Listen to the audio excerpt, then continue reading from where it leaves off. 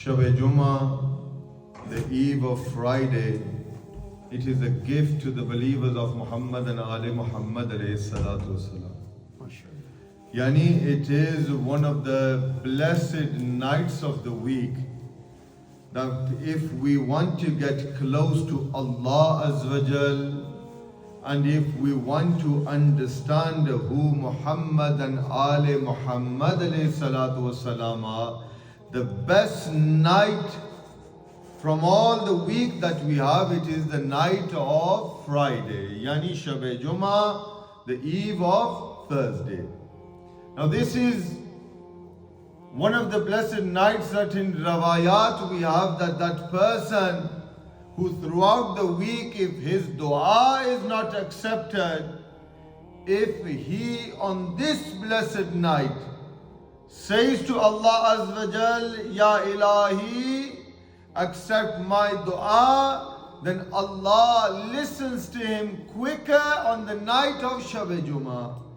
And what better night that we the believers of Ahlul Bayt alayhi salatu wasalam have? We believe in those imams that if we give the wasila, then Allah Azza wa Jal accepts any dua that we have with the wasila and the barakat of Muhammad and Ali Muhammad alayhi salatu wasalam.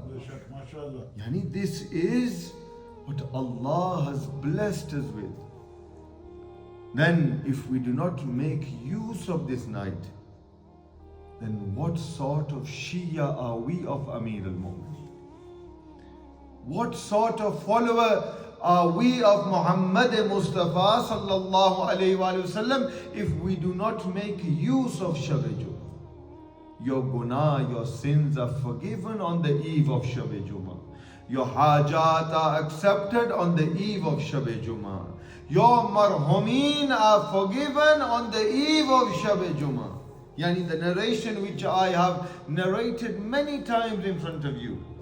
A mother leaves her grave and she comes to see her son.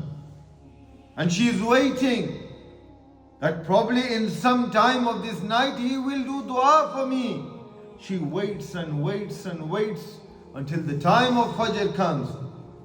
And the angels say to her, it is time for you to return to your grave. And she is saying that probably until before sunrise my son will remember me in dua. How unfortunate are those children that on the eve of Shab-e-Jumma they do not remember their parents.